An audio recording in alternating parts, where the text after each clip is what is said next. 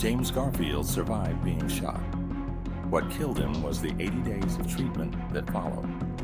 Doctors probed his wound with unwashed fingers, over and over, looking for a bullet they never found. James Garfield had only been president for 4 months. A former Civil War general and a reluctant candidate, he'd actually been nominated on the 36th ballot for a deadlocked Republican convention. He didn't even want the job at first. He inherited a political system built almost entirely on patronage, where government jobs were handed out as political favors, not earned on merit. Charles Guiteau was a failed lawyer, a failed preacher, and a failed member of a religious commune, a man with a long history of delusional self-belief. He had given exactly one campaign speech in support of Garfield, a speech almost nobody heard. In Guiteau's mind, that speech had won Garfield the presidency, and he was owed a reward, a consulship ideally to Paris. He wrote to the White House. He showed up in person repeatedly demanding a meeting. He was turned away every time. Rejection curdled into obsession. Guiteau became convinced that God himself wanted Garfield removed, that killing the president was a duty, not a crime.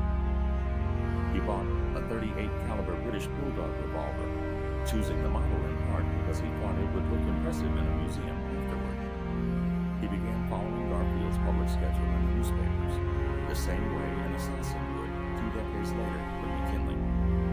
On July 2nd, 1881, Garfield walked through the Baltimore and Potomac Railroad Station in Washington, heading to a summer vacation with his sons. Guiteau was waiting. He fired twice from close range. One bullet grazed Garfield's arm. The second lodged deep in his back behind the pancreas. Guiteau made no attempt to flee. He reportedly said, "I am a stalwart, and Arthur will be president," referring to the rival Republican faction that would now benefit. This is where the story turns from an assassination into a medical tragedy.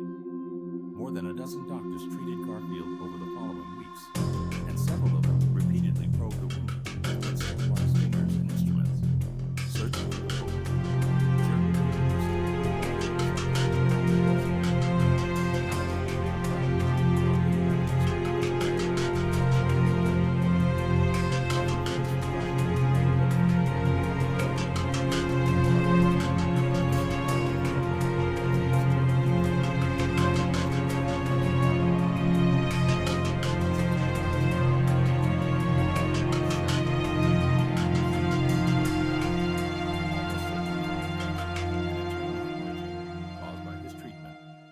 The bullet itself.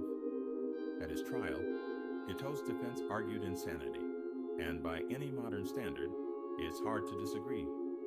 He treated the courtroom like a stage, singing, shouting legal advice at his own attorneys, and predicting he'd be elected president himself one day. The jury didn't buy it. Guiteau was convicted and hanged on June 30th, 1882. Garfield's death, caused less by the assassin's bullet and more by the corrupt patriot system. Guiteau believed he was over himself, directly led to the Civil Service Reform Act of 1883, the law that created merit-based federal law. James Garfield survived the shock. The system that killed him wasn't a bullet. It was ignorance, and a country that hadn't yet learned to wash its hands. If you want the next case in this series, subscribe now because the truth never sleeps.